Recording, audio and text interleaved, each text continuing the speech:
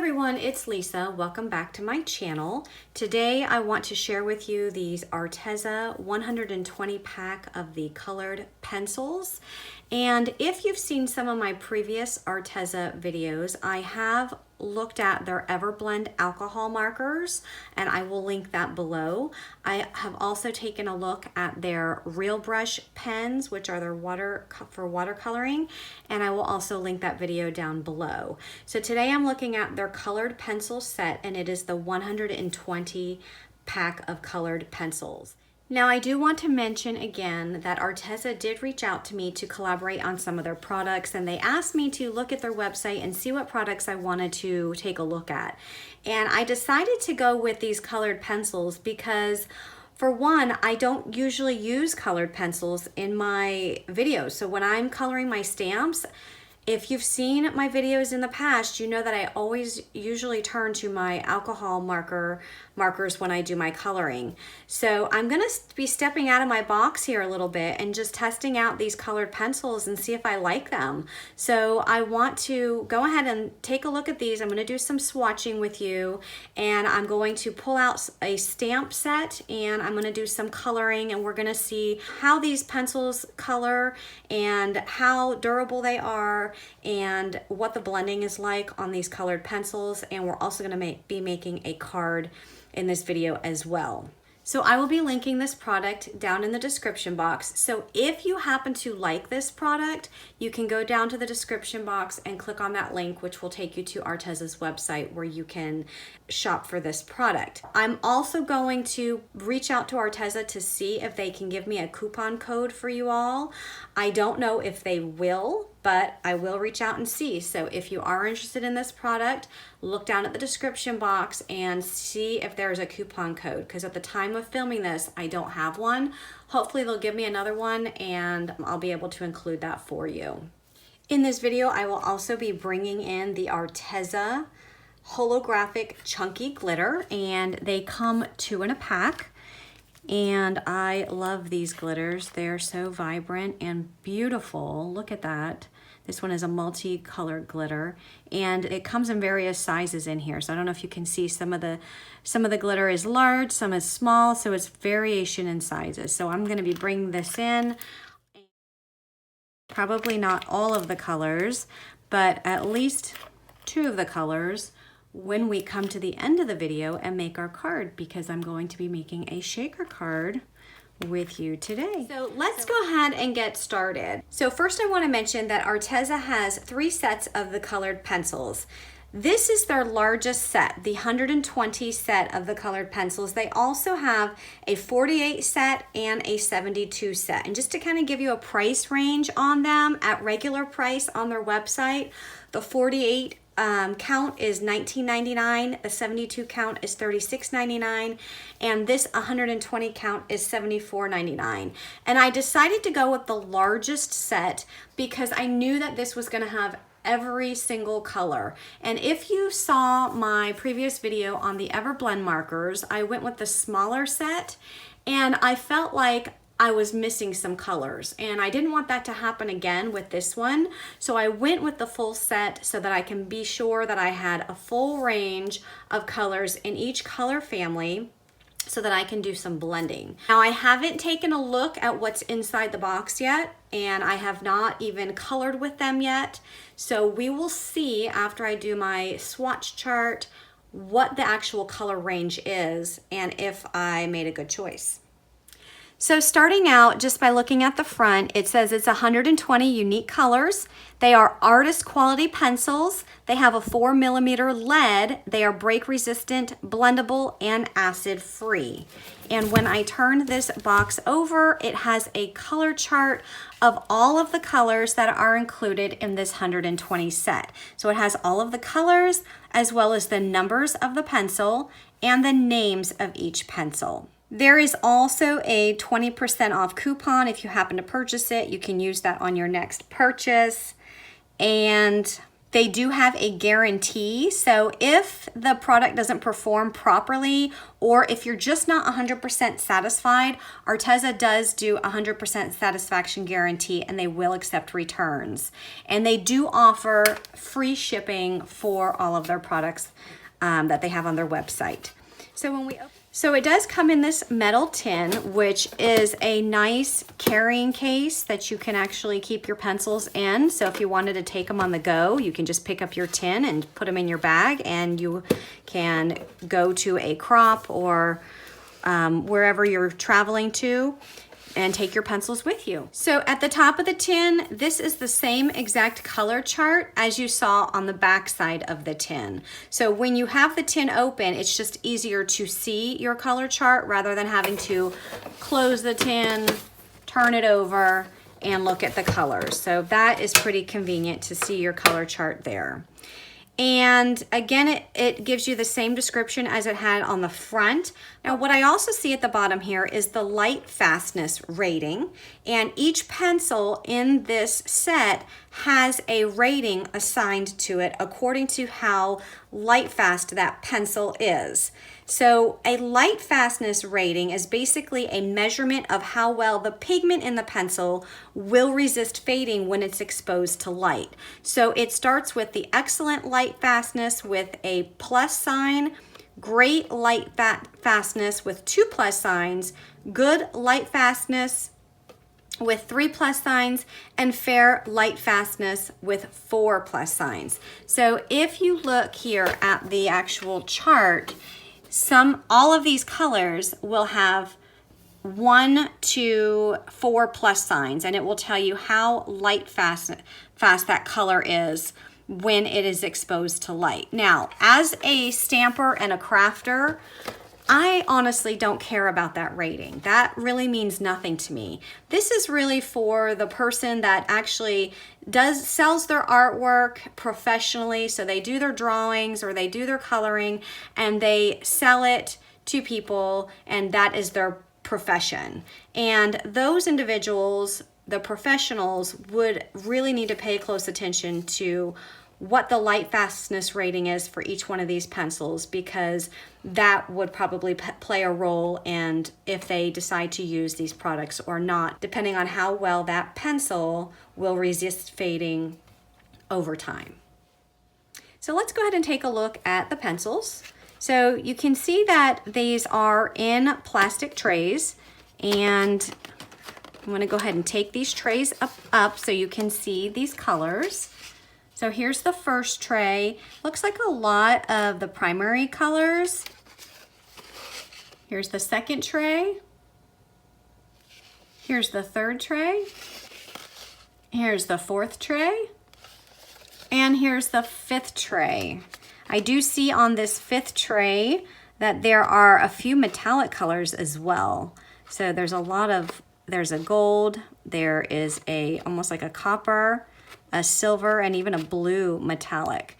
So I do find that these trays are a little bit flimsy when I'm taking them out of the tin, although I do like the fact that you can store all these trays together in this metal tin and it's easy for traveling.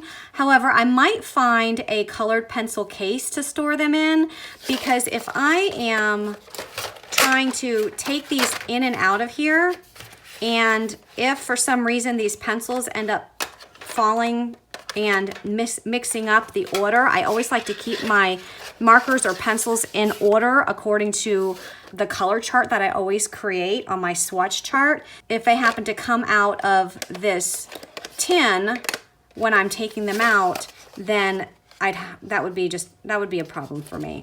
So I might find a colored pencil case or pencil case to put these in. So I do want to show you, let me go ahead and see that? Trying to take these out, all of these pencils just went everywhere. So you can see just by what I just did, and that was not on purpose, but I think it would be easier for me to find a pencil case to put these in, because this would drive me nuts. Okay, so let me go ahead and take these out of the tin. And let's put them here so you can see all of the colors. All right, so I'm gonna take one of these colored pencils and let's go ahead and take a look at it. So you can see that the colored pencil has the name of the color. So this is Egyptian blue. It also has the number of the color, and this is A055. And I'm assuming that the A stands for Arteza, but I'm not sure how Arteza does their numbering system. I did review their alcohol-based Everblend markers as well as their Real Brush pens, and the same thing with the numbering system. I wasn't quite sure how it worked because I found that when I put them in order according to the color families from light to dark within that color family, the lower number I found wasn't always the lightest number. It could have been a higher number as the lightest color. So, but we'll take a look at these and we'll look, and maybe it's different, I don't know, but we'll take a look when I do my swatching. So again, we have the number and then we have the light fastness rating. And this particular color has the 3+ signs, and the 3+ signs means that it has good light fastness. So it does have a round end here, and then the pencils are sharpened. So each one of the pencils is sharpened, but I do notice that it has a flat tip. So if I were to color my stamped images with this, I would probably want to resharpen this just to make it a little bit more pointed. That way, if I need to get into any smaller areas, I have a completely pointed tip. But you most certainly could color with the flat tip. Now, I also want to point out that these pencils, they do have a waxed-based core. So I did see that on Arteza's website. And from what I understand, wax-based pencils are usually, not always, softer than oil-based pencils, which will make them break more easily. But again, it's not necessarily true in all cases. Arteza's website does say that it has a break-resistant core, and it does allow you to layer colors and shade your artwork without having the tips break. So we will take a look at that, and we will see if when I do my coloring and my swatching, if any of these tips do break easily.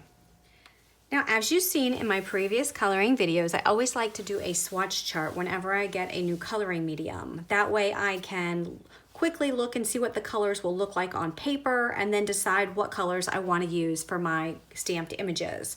So what I've done is I've taken a piece of paper. This is from the Arteza 32 sheet watercolor pad, and I just drew some lines on here, and I organize these according to the color families that are listed on the back of this tin.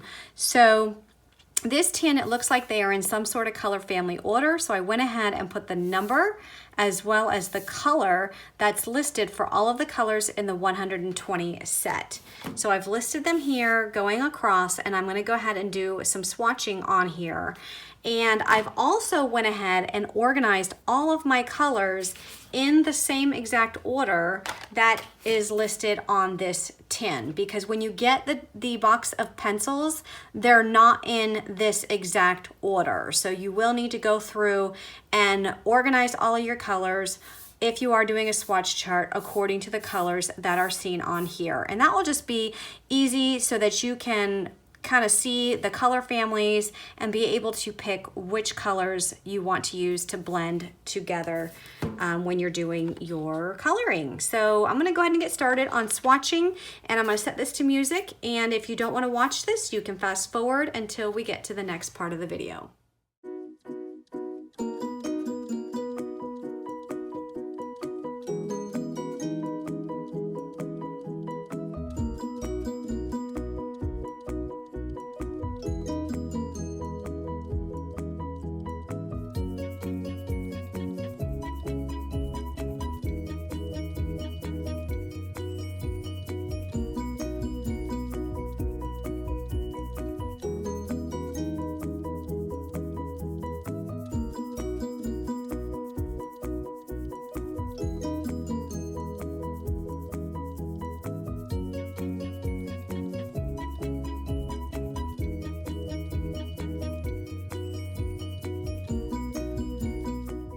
So here are all my colors swatched out.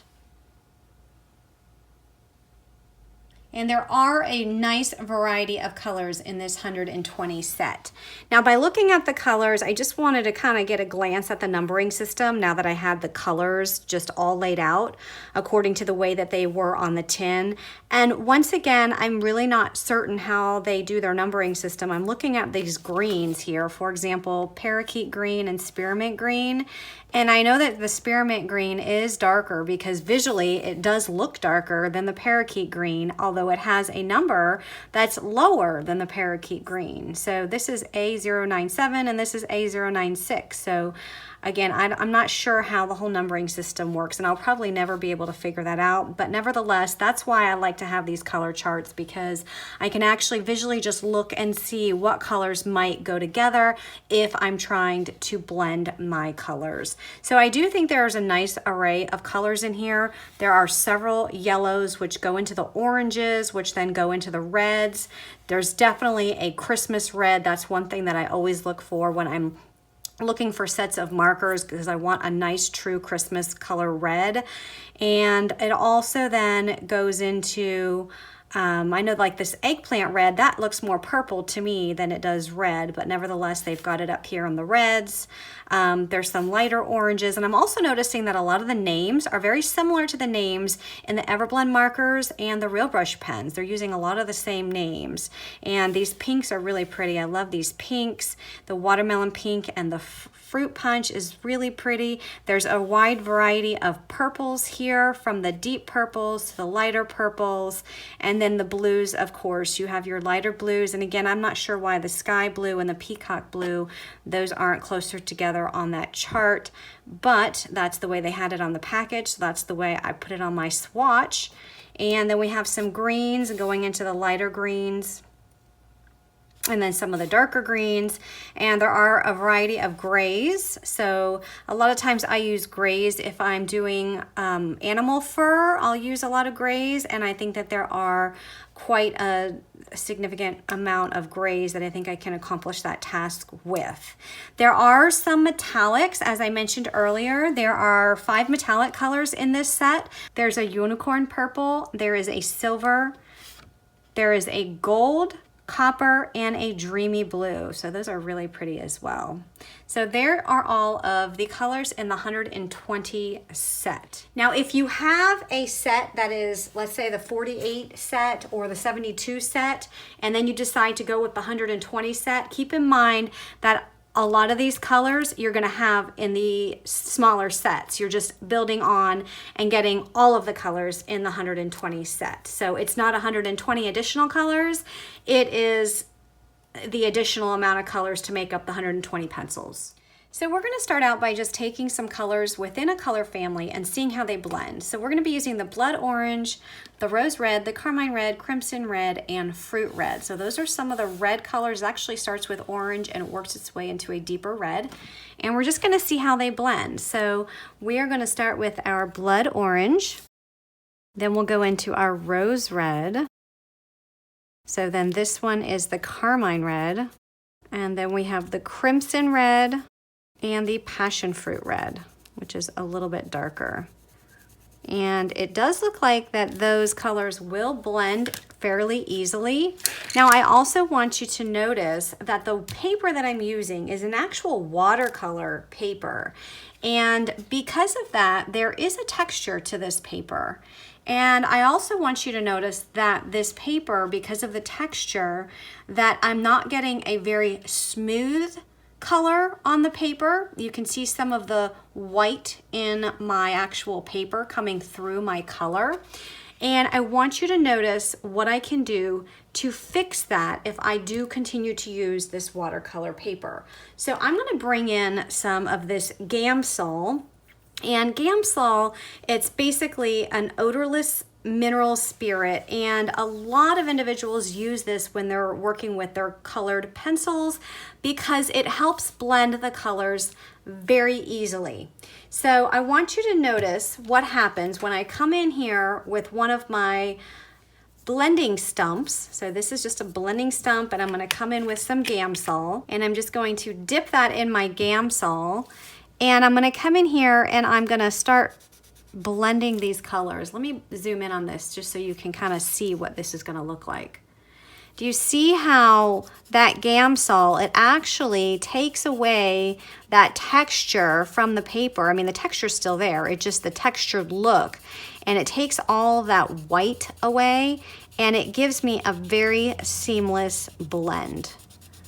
And that looks absolutely gorgeous. Do you see that? So from the orange all the way into the red, into the very dark red, and that blending is absolutely gorgeous. I also want you to notice that even if I were to take a single color and just work with a single color, if I color and press a little bit harder down on my paper, I'm going to get a darker color on my paper, but I can control how dark and light it is according to the pressure when I color.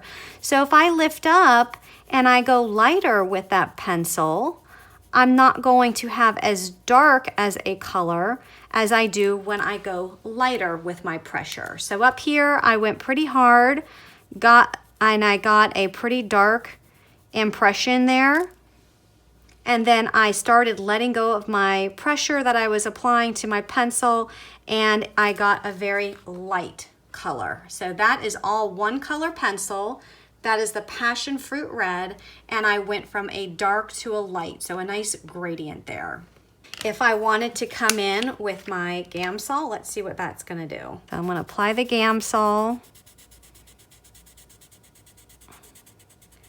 And it does the same thing, it just smooths it out. So again, it just smooths out the darker color, and then it smooths out the lighter color, and you have a more smooth blend of those colors. I want to show you what that's going to look like if I change my paper type. So now I'm using my Bristol Smooth cardstock, and this cardstock has a very smooth texture on it. And I'm going to take all of those same colors. So that's my blood orange. I'm going to come in with my rose red. I'm going to come in with my carmine red, crimson red, and my passion fruit red. Now, I want you to notice when I'm using the Bristol Smooth cardstock that it looks much smoother when it initially goes down. So technically, you don't even have to use the Gamsol. It's actually a much smoother blend. But if I wanted to use the Gamsol on my Bristol Smooth, let's see what that's gonna look like. And look at that, it's even a smoother blend. Gosh, that's gorgeous. I really love the effect that the Gamsol adds to the colored pencils. So that is my blend on my Bristol Smooth. So I've got the Bristol Smooth on the right, and I have the watercolor paper pad by Arteza on the left, so you can see that. I also want you to notice that when you look at the difference between the two cardstocks, that the Arteza watercolor paper, it's actually more vibrant. I don't know if you can tell this on the video, but it is in person more vibrant than the Bristol Smooth. They're both beautiful blends, but the colors just stand out a little bit more on this Arteza paper. I want to do one more color test on a different piece of paper. This is actually the Stamps of Life powdered sugar cardstock, and I just want to see what this is going to look like when I use this cardstock. Since I know that many of you do love the Stamps of Life, you probably have some of their cardstock. So let's go ahead and test this out. Even coloring on this cardstock, it does look beautiful, in my opinion.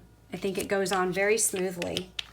So let's go ahead and try that effect with the Gamsol on this powdered sugar cardstock. Look how gorgeous that is. I'm really loving the use of this Gamsol. So I think if I use the color pencils, I definitely will use the Gamsol to do the blending, and that is a beautiful blend. So here's the Stamps of Life powdered sugar cardstock. This is the Arteza watercolor paper pad, and this is the Bristol Smooth. So if I have to look at these and pick which one is the most vivid, I would say it would be the Arteza watercolor pad. Next would be the Stamps of Life powdered sugar cardstock, and then last would be the Bristol Smooth cardstock. But they all blend beautifully beautifully. And honestly, it really doesn't matter which paper out of the 3 here that you choose to use to blend. I don't think that you can go wrong with any of these paper choices. Let's go ahead and take some different colors. These are colors that are not in the same color family. We have the fuchsia, the Egyptian blue, and the violet. So I'm gonna start out with my Arteza paper with the fuchsia, and let's see how these colors will blend. And then I have my violet and the Egyptian blue. So you can see what they look like there on the Arteza paper. And let's go ahead and see now what that's gonna look like if I use my Gamsol.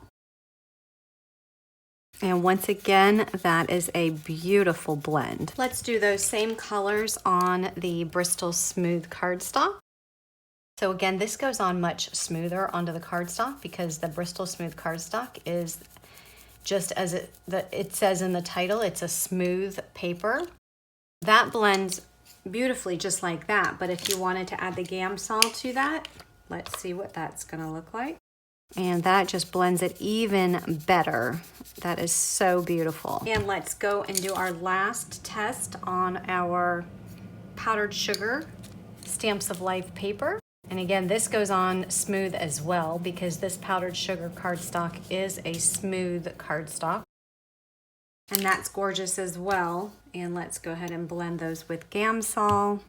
And that is beautiful. So once again, I'm going to go with my same theory that the Arteza watercolor paper, it does have a little bit more vibrancy with these colored pencils out of any of these cardstock choices that I've used. And the next vibrant would be the powdered sugar cardstock from the Stamps of Life, followed by the Bristol Smooth. Now, all of these paper choices are great papers. It really just depends on what you like with your coloring. Do you want a smooth surface, or do you want a more textured surface, or do you want more vibrancy than you have with some of the others? So it's really up to you. They're all great choices, and I would use any of these with my stamped images. So I'm going to be using the Mermaid to Stamp stamp set from the Stamps of Life, and I stamped this out on my Arteza watercolored paper using the Forever Black ink from the Stamps of Life, and I'm going to go ahead and color it up. I'm going to start by doing the mermaid's hair. So I am going to be using some yellows for her hair. I have the turmeric yellow, which is my dark yellow, then I have the lemon yellow, which is my mid-tone, and the sapphire yellow, which is my light color. And when I am coloring, same thing with when I color with markers, if I'm trying to do some blending, I always like to try to find 3 colors that will give me a good blend within a color family. And you don't have to always use 3 colors, but if you wanted to use more than that and get more of a blend, or even less than that, sometimes if you have smaller images, just doing, a 2-color blend is fine as well. But what I have found with the color pencils after working with them is that sometimes you might only need 1 or 2 colors and leave some part of the image white, and then use your Gamsol to blend those out, and it will actually blend the lightest color into the white area that you left open and give you a nice light shade, if that makes sense. So I'm going to come in with my turmeric yellow, and I'm going to come in where her part would be, up at the top of her hairline, and I'm going to add my dark color to both sides of her part, as well as where the shadow would be from this bow on both sides of that bow. I'm going to come in with my dark here at the bottom of her hair, as well as put a little bit of dark in the middle here. Same here, we'll add some dark here and the bottom here, and then at the bottom down here, put some dark here by her hairline. And then we're going to come in with our mid shade and extend that color with the medium shade. Again, this is the lemon yellow. So anywhere where I had my dark color, I'm extending the dark with my medium tone. And then I'm going to come in with my light color, which is the sapphire yellow. And I don't need to close the gap all the way, because again, when I do my blending with the Gamsol, it's going to do that for me. You can if you want, that's up to you. So I'm going to go ahead and come in with my Gamsol. Now, I do need to point out that when you're using these little pencil stumps, make sure that the edge is clean. So I did have some color here from a previous image that I had colored up. So I'm just going to take my sandpaper and just clean off the edge, and it will also file this edge down, and just make sure that that ink from the leftover pencil is gone. Now, I actually purchased these pencil stumps, and it came with a case as well as some of these sandpaper pads. I did purchase those off of Amazon, so as well as my Gamsol. So I will link all of these products down below in case you are interested in those. So I'm going to come in and do my blending.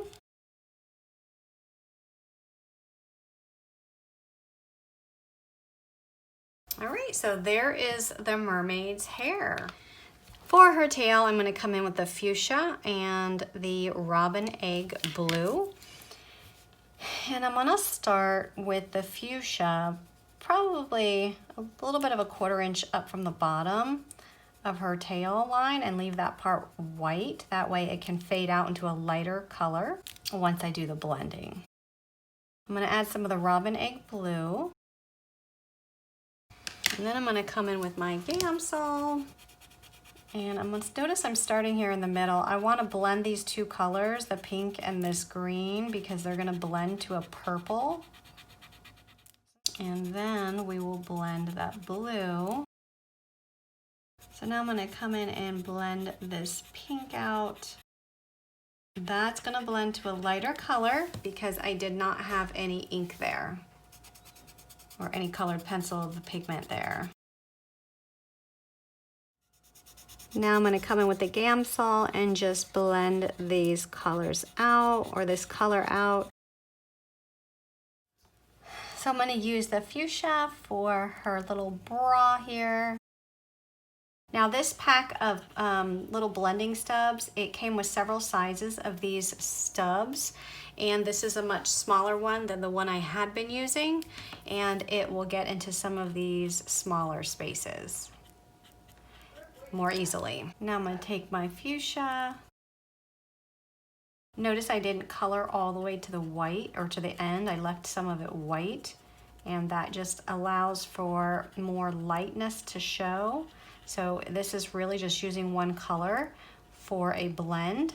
You can have the darker color towards the top as I have, and then just blend it out to a light color. So the last thing I'm going to do for this mermaid is I'm going to color the skin, and I'm going to use the marmalade orange and the peaches and cream.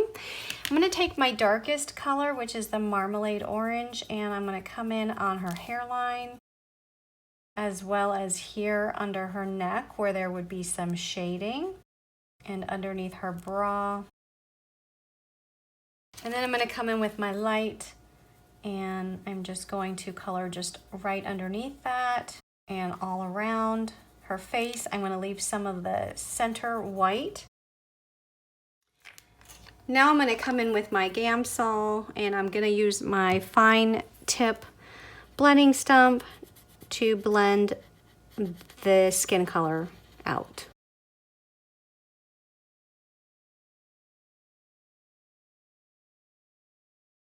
All right, so that completes my coloring, but I'm looking at the image and I'm deciding that I want to go back over her hair one more time with my pencils and just make it a little bit darker. So I'm just going to come in with the same colors in the same spots that I came in before. And this is my darkest color. And I'm just going to darken up some of these colors. So you can see here that you can go over it again after you've applied your Gamsol, just to bring out those colors even more. And I can see just right now by looking at this, it's making a really nice difference. Wow, I am very impressed with these colored pencils. I really love how they look. I love the blending capability of this. These colors are so vibrant and I'm really impressed. And just by playing with these, with this one image, I think I'm gonna go ahead and start using these more often when I'm coloring my stamps because I really love how they're blending. One thing I do wanna add is that sometimes when you use alcohol markers, you might get some harsh lines in there, and there's no harsh lines here because by using the Gamsol, it's actually smoothing out any of the lines that might be in there, and it's giving a nice seamless blend. I'm gonna go ahead and color up this little thing that I guess it's a rock that she sits on, and I'm gonna use the Koala Gray. And I'm not sure if I'm going to come in with a lighter color, but I might not need to. I might just let this pencil be the only color that I use and just not color so much in the middle so that I have some shading down the middle. So I'm gonna start out dark on the sides. And then I'm going to come in with the Gamsol and just blend that towards the middle. And I'm going to do both sides just like that, blending towards the middle. I am going to be bringing in a couple of those shells from the Shells to Stamp set. And I'm going to start with my darkest color, Sapphire Yellow, at the bottom of this shell. I'm going to also bring in my cream color. And I'm going to leave some white open at the top, and it's going to blend to light. Just going to come in with my Gamsol, blend that out. So here I came in with two colors. I have my pink macaroon and my peony pink, if I'm saying it correctly. I did the darker color on the edge, and then I'm just coming in with the lighter color over top of that. And then I will come in with some Gamsol and just blend that out. To create my shaker card, I am going to be bringing in this scalloped rectangle die from the Stamps of Life. It is the largest scalloped rectangle die in the scalloped rectangle die set.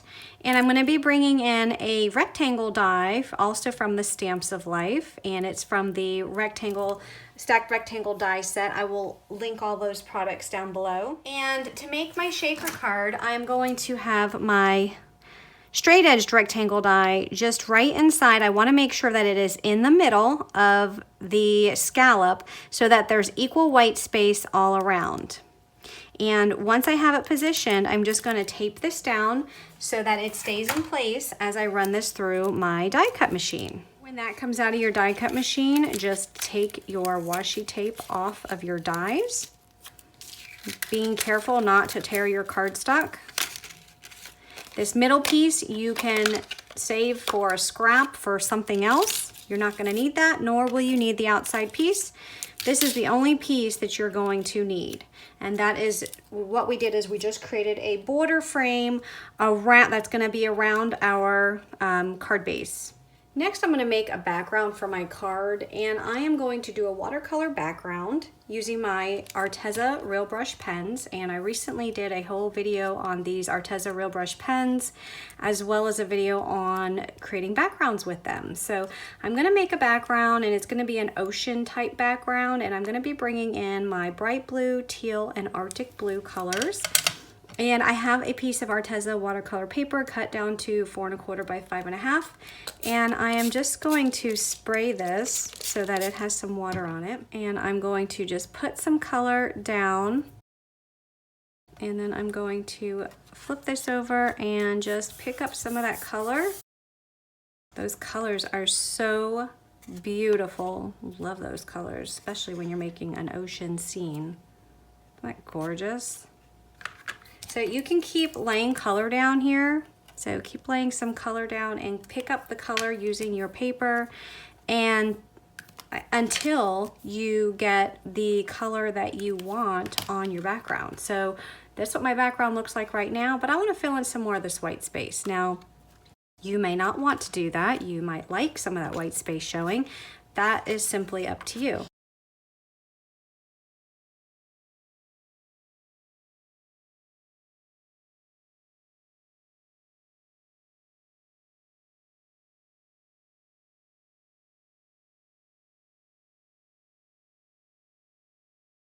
Now you can also come in if you wanted to spray this and move those colors around. See how that moves some of those colors around on that background?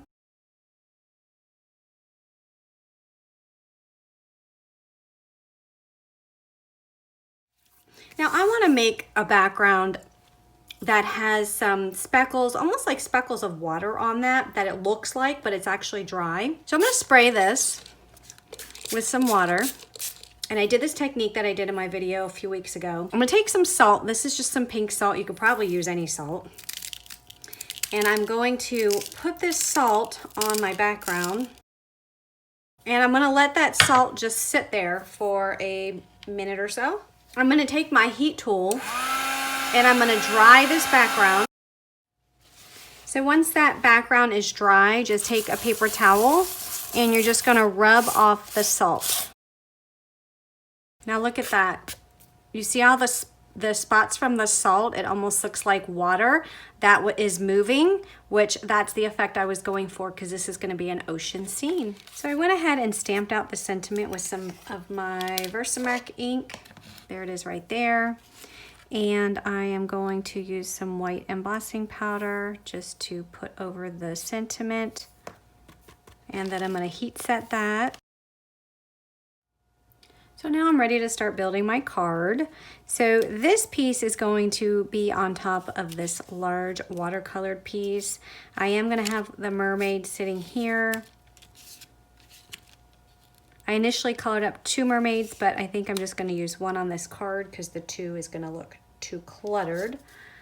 I'm going to have my shells over here, and I also stamped and colored some fish from the dolphins set, and I'm going to include those as well.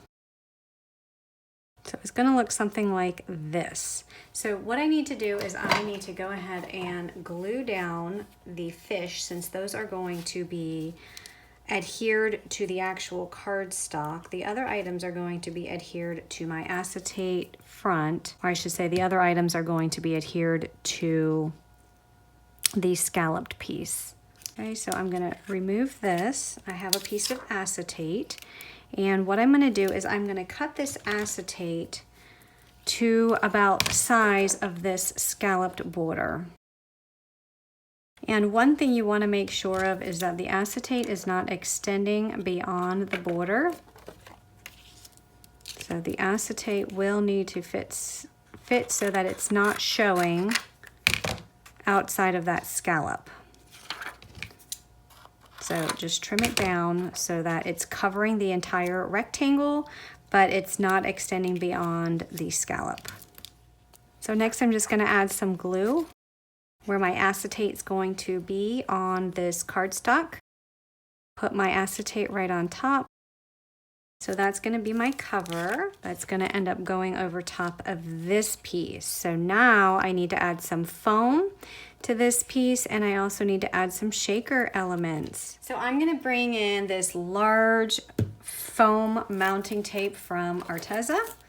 And this is some double-sided foam, and you definitely can use it for shaker cards, and it's going to fit perfectly within this width of this border.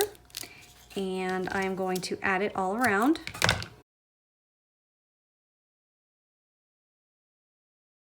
So when you're adding your foam, you want to make sure that it's completely closed from one corner to the next, because you don't want your shaker bits to fall out. Now this piece is going to go right on top of my cardstock layer. Now what I want to mention about this is, depending on how large your shaker bits are, you might need to add another layer of foam in order for them to move around in here. And I think that's what I'm gonna do, just to make sure that I have plenty of room. So I'm gonna go back in here and I'm going to peel back these pieces one at a time. And I'm gonna take my foam and I'm going to just lay another layer directly on top, just to give this some more height. And I'm going to do that to all of these pieces. So I'm going to peel back one layer at a time. Make sure you're peeling back just one layer at a time, because it's very sticky. And if you get your hand in the stickiness, it's just going to be really sticky. So it's just best to do it one at a time.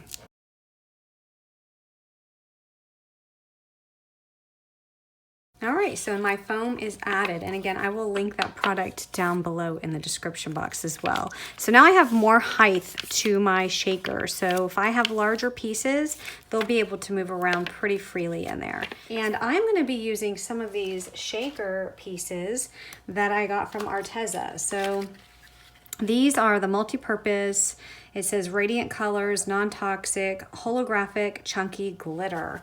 And I got a couple packs of these. So I got 2 packs. I have a couple different colors. Actually, I have the Moonstone. I have the Electra. That's really pretty. And I have the Mermaid Rain, and I really love this one. Isn't that gorgeous? And I also have this one. This is really pretty too. They're all beautiful. This is the Fairy Dust. And I'm gonna be using these in my card. So what I'm gonna do is I am going to put some of this in the middle. I'm gonna put some of the Moonstone. Look how gorgeous. It almost has a pinkish purple tint. It looks very white in this container, but now that I'm adding it to this background, I see a lot of pinks and purples coming out, and that is super pretty. And this chunky glitter, it's various sizes. So it's some small sizes, some large sizes, and it's just gorgeous. So now I'm trying to decide which other color I want. And I initially was gonna go with this one because that was the whole idea with the colors that I chose for my mermaid. And this is the Electra. So I think I'm still gonna go with this, although I like, which one is it? I like this one too, but this solid blue one, it has a lot of the same colors here. This one just has some pinks in it. Isn't that pretty? Oh my gosh, that's so pretty.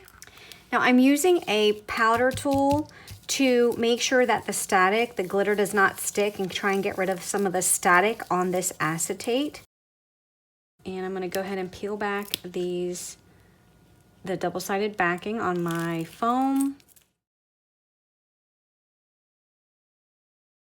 And there is my shaker. Look how pretty that is. Oh, I love that. So now I'm just going to add my mermaid.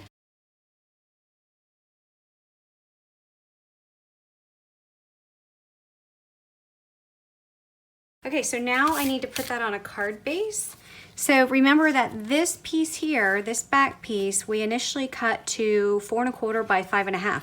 So it's going to fit perfectly on an A2 size card base. So I have an A2 size card base here. I'm just going to add some glue to the back of this layer and add it to my card base. And there is my cute little shaker card with the glitter, and that glitter is so pretty. So I cannot stress enough that you have to use a powder tool to get rid of the static. Otherwise that glitter will all stick to that acetate.